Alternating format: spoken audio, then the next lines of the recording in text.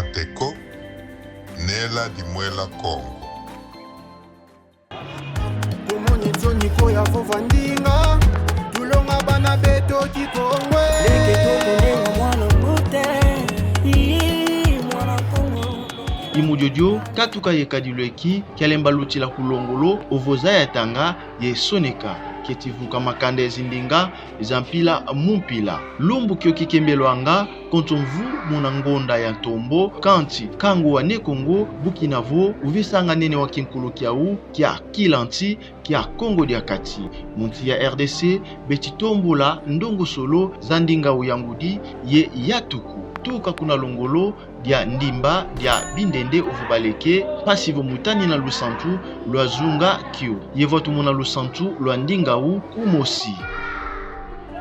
muna kembe la lumbu kikia mbindongo mungonda ya ntombo muna lumbu kiani kinguzi kia Radio Tele Congo kibwidi muna bilongolo biena kukikai kia mbanzangu pasivo mubaka la kwantsangu kanti bawenevo ndongo solo kubikalasi diabaleke kundimba zetilutila muna ndinga ya Kikongo mbando mulongolo dibokelo munkumbu ya epe bulembambi kanti munzo ani ya malongi mavwidi makumatanu yenana ma balongoki yevakati kwau vena yembakala makumatatu yemusi ye makumolo yensambwa dia mia bakento longi wo wetitata mana musia misa musi vakati kiau pasivo batata mana longi la bana mundinga ya Kikongo bonto bwena fukiani mveni malongi mafuana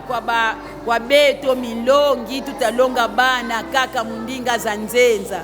bana betavila kana kinkulu keto betavila kana Kikongo keto ndingeto yansi idina mveni malongi kwa bawonso ne tutalonga bana tuka muyanti kila kala sikiantete na teku na kusidi bana beto bazaya ndinga nsi yetu bazaya sasi la kopo mukikongo mwana kawampe momo mama ketavova mukikongo vrema kiese kia yingi be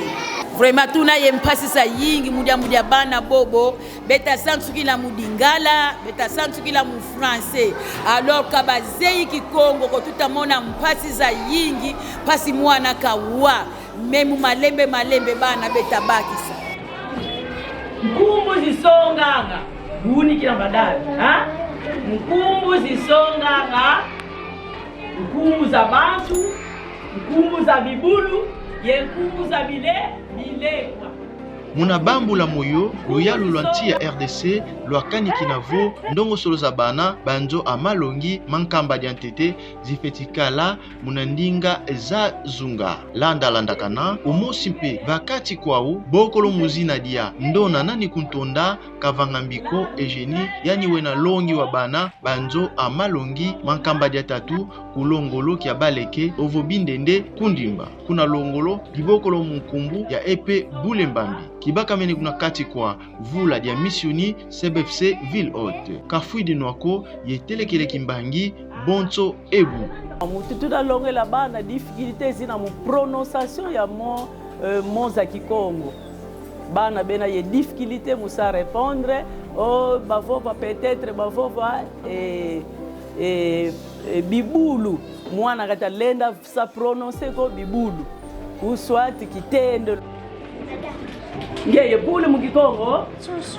ufutu kila bule mu Kikongo susu bule mu Kikongo susu beno bakulu bule mu Kikongo susu lutoma do simbavo mkinzi wa uza kene munza ya mvimba ukembelwanga mudiambudia ntalu ya saka ya bantu balembolo za ya tanga ye soneka munza ya mvimba weti salaki salu kia siamisa bantu balembolo za ya tanga ovo soneka kimanavo balongoka ampasivo mukatuka muna kibulu ye tombola ntalu ya bantu bazelendwenga umosi ye tombola ndinga zatini yanti ye lusantu Arnold Zanzala Rateko Mbanzangungu